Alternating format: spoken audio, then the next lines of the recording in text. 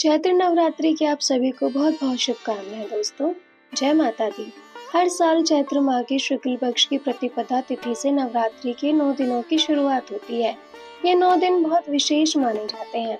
इस साल चैत्र नवरात्रि का पर्व 19 मार्च से शुरू होकर 27 मार्च को रामनवमी के पर्व के साथ समाप्त होगा। नवरात्रि माता दुर्गा को समर्पित होती है।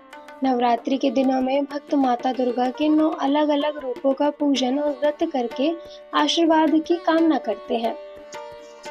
नवरात्रि के समय में माता धरती लोक पर आकर रहती हैं और अपने भक्तों के संकट को दूर करती हैं।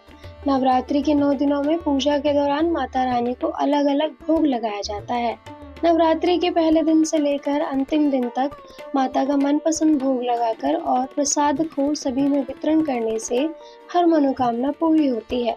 साथ ही घर में सुख समृद्धि भी आती है। तो ऐसे में आइए जानते हैं कि नवरात्रि के 9 दिनों में माता रानी को हमें किस दिन कौन सा भोग लगाना चाहिए। पहले दिन का भोग। नवरात्रि के पहले दिन माँ शैलपुत्री की पूजा होती है। माँ पर्वतराज हिमालय की पुत्री है। माँ को गाय की घी या घी से बने पदार्थों का भोग इस दिन जरूर लगाएं, इससे आरोग्य प्राप्त होता है। नवरात्रि का दूसरा दिन देवी ब्रह्मचारिणी को समर्पित होता है। पूजा के समय देवी ब्रह्मचारिणी को शक्कर का भोग जरूर लगाएं, इससे आयु बढ़ती है। नवरात्रि के तीसरे दिन माँ चंद्रघंटा के पूजन का विधान है। माता को दूध, खीर या दूध से बनी चीजों का भोग जरूर लगाएं, इससे घर में धन ऐश्वर्य आता है। नवरात्रि के चौथे दिन माँ कुष्मांडा की पूजा होती है। माँ कुष्मांडा को मालपुए का भोग लगाएं, इससे बुद्धि बढ़ती है। नवरात्रि के 5वें दिन माँ स्कंद माता की पूजा होती है। माता को केले का भोग लगाएं, इससे संसार के सारे सुख प्राप्त होते हैं। नवरात्रि के 6वें दिन माँ कात्यायनी की पूजा होती है। माता कात्यायनी को शहद का भोग लगाएं, इससे भी प्रकार के दुख दूर होते हैं।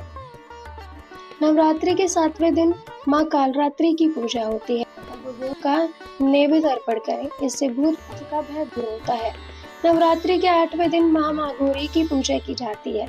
माता को नारियल का भोग लगाएं, इससे सभी मनोकामनाएं पूरी होती हैं। नवरात्रि के 9वें दिन माँ सिद्धात्री की पूजा की जाती है।